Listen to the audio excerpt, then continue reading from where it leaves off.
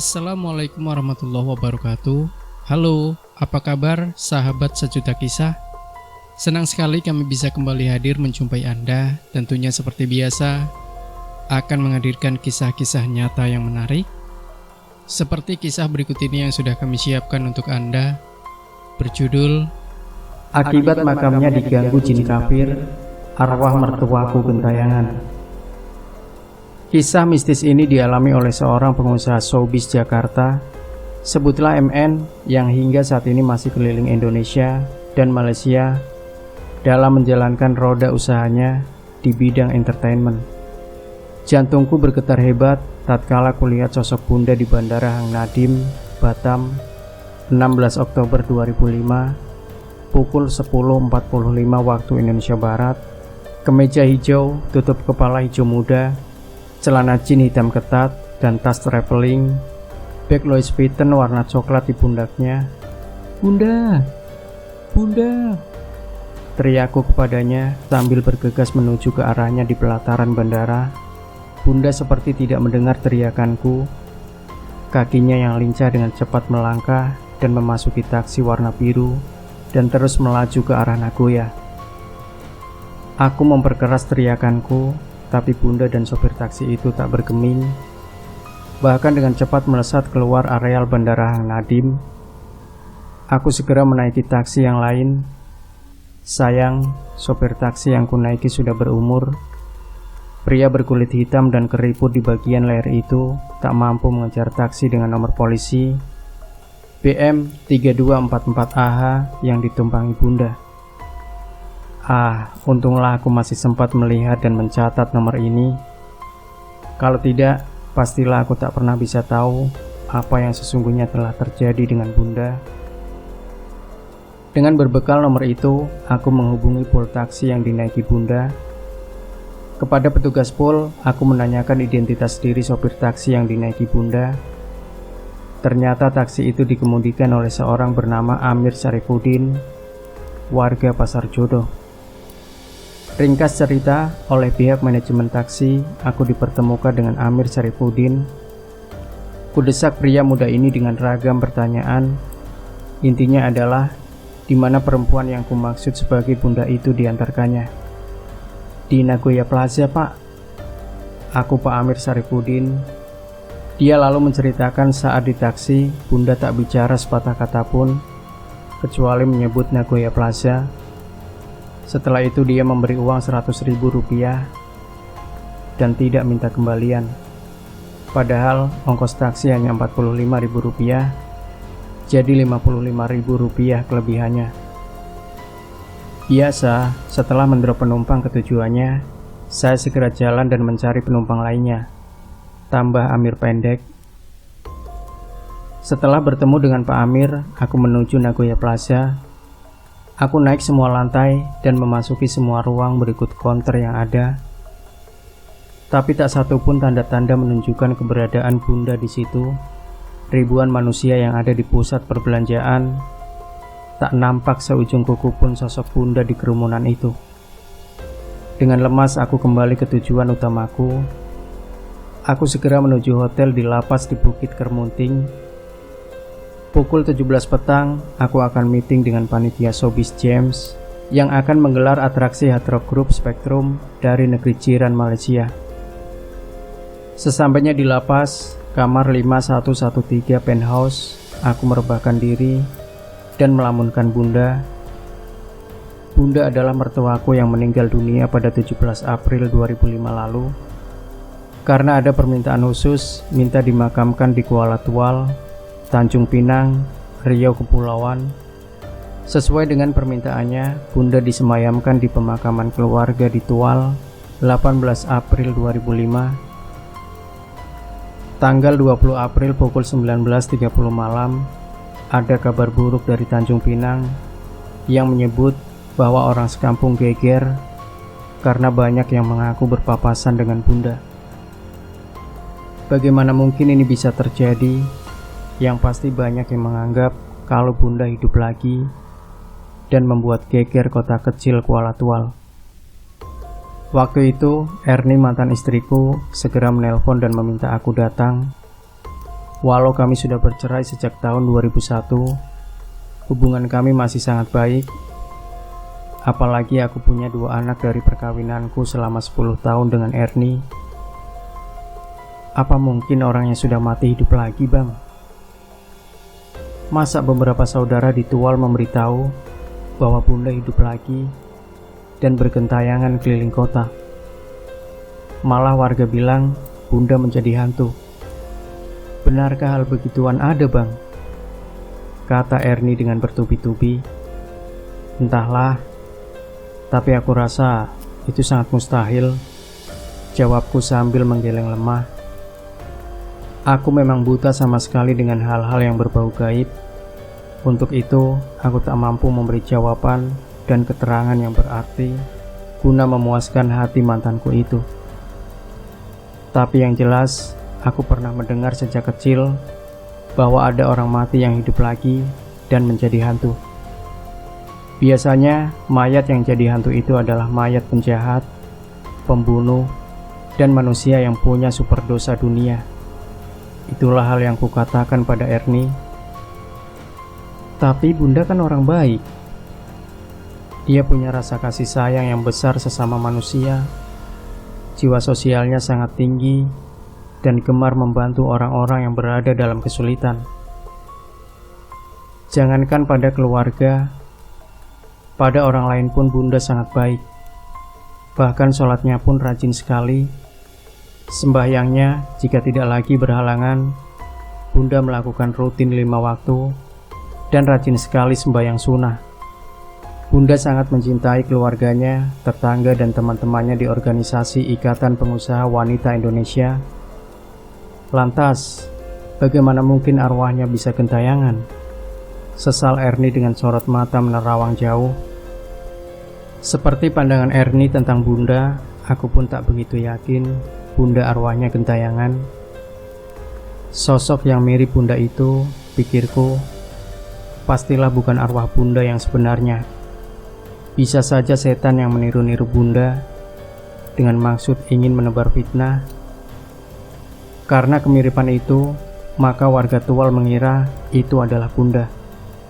Lalu mereka mengatakan bahwa arwah Bunda gentayangan dan menjadi hantu.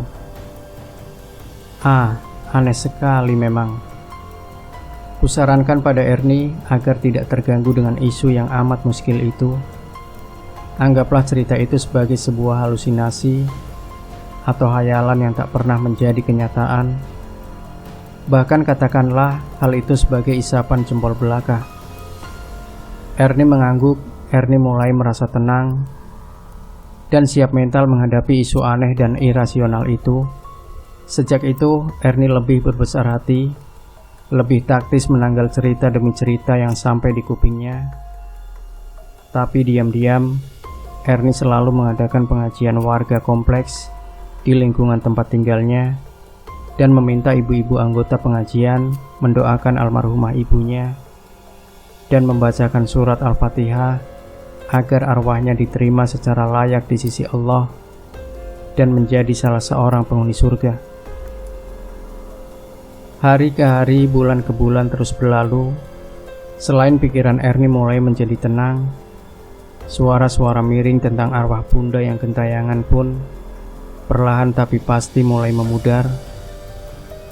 Bahkan warga yang menyebarkan isu pertama kali di Tual tentang Bunda jadi hantu meninggal dunia karena kecelakaan bus, dan diduga pula arwahnya penasaran karena proses kematiannya yang mendadak dan tidak wajar.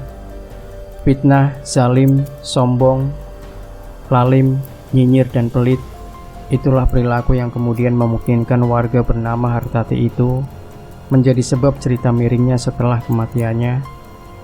Arwahnya konon penasaran dan bergentayangan, bahkan kerap menakut-nakuti warga. Tetapi soal arwah-arwah yang gentayangan ini, aku sama sekali sulit mempercayainya. Bukankah seorang yang telah mati putus hubungannya dengan dunia tempat kita hidup? Saat lamunanku melayang kepada Ernie dan Bunda, tiba-tiba pintu kamarku ada yang mengetuk keras sekali, sehingga membuat detak jantungku menjadi lebih cepat. Aku segera beranjak dan membuka pintu. Di sana berdiri seorang wajahnya yang tidak asing lagi bagiku. Kuperhatikan sosok itu dari ujung kaki hingga ke ujung rambut. Sepatu lancip warna hitam berornamen berlian, celana jeans ketat hitam, kemeja hijau dan tutup kepala hijau muda dengan tas Louis Vuitton warna coklat. Bunda? Ya, itulah Bunda yang sedang menjadi lamunanku. Bunda berdiri kaku di hadapanku. Karena sulit percaya, mulutku tak mampu mengucapkan sepatah kata pun. Namun yang pasti kulihat wajah Bunda nampak pucat dan matanya sangat kosong menatap ke mataku. Jantungku makin berdetak hebat dan tubuhku terasa mati seketika. Takut. Ya, aku memang takut. Bahkan perasaan ini bergelayut hebat dalam benakku manakala aku sadar kalau Bunda sudah lama tiada. Lalu, siapa yang berdiri di hadapanku ini? Batinku bergejolak dan tengkuku merinding dengan keringat dingin yang mulai mengucur. Bayanganku jauh pada Ernie di Tual sana. Ya, bayangan itu sekali-kali berpindah pada warga Tual yang heboh dengan cerita kebangkitan arwah Bunda. Apa yang diramaikan orang, yang diperguncingkan orang selama ini di Tual, mungkinkah benar adanya? Ya, Bunda benar-benar hidup lagi dan berada di depanku. Apa yang kuragukan, apa yang kusangsikan selama ini ternyata berbeda. Bunda benar-benar ada, dan kuyakini dia menjadi seperti apa yang orang tua sebut. Dengan sisa-sisa keberanianku, aku berusaha mengucapkan sesuatu pada Bunda. Apa kabar Bunda? Mari, silakan masuk. Demikian patahan kalimat yang meluncur gemetar dari mulutku. Namun, Bunda tidak bergeming. Jangankan berkata-kata, bergerak barang sejengkal pun tidak dilakukannya untukku. Dalam waktu sepersekian detik setelah sapaan terakhirku, Bunda malah menghilang seperti angin, persis bagaikan spiritus dilalap api. Bunda, Bunda, panggilku. Tapi Bunda tak nampak lagi. Dari ujung ke ujung lorong aku telusuri, Bunda tak ada di situ. Jantungku makin bergetar hebat, nyaliku makin ciut, dan rasa takut semakin bergelayut mempuncah dahsyat dalam batinku. Aku segera masuk kamar dan menelpon ke front office. Aku minta supaya ada seorang security yang naik ke kamarku. Aku mau menceritakan apa yang kulihat dan rasa takut yang kualami. Sebelum security datang, karena rasa takut yang teramat besar, aku jadi kepingin kencing. Tapi ada perasaan aman karena security sebentar lagi datang ke kamarku. Aku bergegas ke kamar mandi dan membuka pintu. Jantungku kembali berguncang hebat. Bunda berdiri di kamar mandi menghadap ke arahku.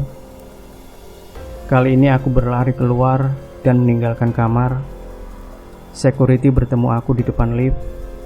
Aku segera menarik tangannya dan menunjukkan keberadaan Bunda di kamar mandi. Tapi sayang, Bunda tak ada lagi di kamar mandi. Security geleng kepala setelah kuceritakan keadaan yang kulihat tadi kepadanya. Maaf, mungkin Bapak berhalusinasi tentang apa yang Bapak lihat. Tidak mungkin ada orang di kamar mandi, sebab pintu-pintu kamar di hotel ini selalu terkunci, paparnya dengan tegas. Hari itu juga aku pindah kamar, aku minta kamar lain, dan minta ditemani seorang anggota panitia setempat. Setelah pertemuan sore, aku bersama salah seorang anggota panitia yang mengawalku naik lagi ke kamar. Setelah membuka pintu, anehnya bayangan Bunda ada lagi di kamar baruku. Dia duduk di sofa sambil memegang kipas batik warna coklat miliknya dulu. Pengawalku juga melihat sosok Bunda di sofa itu. Aku disuruhnya duduk dekat dia, dan dia memintaku menyampaikan pesannya kepada anak-anaknya. Bunda minta dikubur ulang dan makamnya dibersihkan dari gangguan jin. Setelah berpesan, Bunda menghilang entah kemana. Setelah itu Bunda tak nampak lagi hingga acara showbiz selesai. Namun, walau Bunda tidak ada, batinku tetap terguncang. Karena seumur hidup, baru kali itu aku bertemu dengan orang mati yang hidup kembali. Kusampaikan amanat Bunda kepada keluarganya. Setelah anak-anak Bunda sepakat, termasuk Erni, mantan istriku, untuk membersihkan makam dan mengubur ulang, kami berangkat ke Tanjung Pinang dari Jakarta. Bersama kami, seorang ahli pengusir jin yang siap menyempurnakan pemakaman dan mengusir jin-jin jahat yang mengganggu arwah Bunda. Menurut si paranormal, jin-jin yang menghuni kuburan itu adalah jin yang suka mengganggu orang-orang mati agar arwahnya gentayangan. Jadi, arwah manusia yang gentayangan itu tidak selamanya orang jahat dan penghuni neraka yang ditolak alam barzah. Orang baik pun, bahkan ulama besar pun, bisa gentayangan arwahnya bila makamnya dihuni oleh jin-jin kafir yang jahat. Jelas Ustadz Komarudin, ulama yang membersihkan makam Bunda. Taulah kami bahwa kasus arwah Bunda yang gentayangan bukanlah gosip atau dongeng isapan jempol. Hal tersebut rupanya benar-benar nyata dan ada. Arwah Bunda benar-benar bergentayangan dan menjadi momok yang menakut-nakuti warga, termasuk aku, mantan menantunya. Kami semua akhirnya percaya bahwa hal-hal gaib itu ada, dan Allah terkadang menunjukkan sesuatu yang gaib itu dapat kasat mata dan berinteraksi dengan manusia yang hidup. Demikian sahabat sejuta kisah, sebuah kisah yang menarik dan mudah-mudahan kita bisa mengambil pelajaran dari kisah ini. Jangan lupa berikan komentar Anda, like, share video ini, subscribe channel Sejuta Kisah, dan kembali nantikan kisah-kisah nyata terbaru dari kami setiap harinya. Sampai jumpa. Wassalamualaikum warahmatullahi wabarakatuh.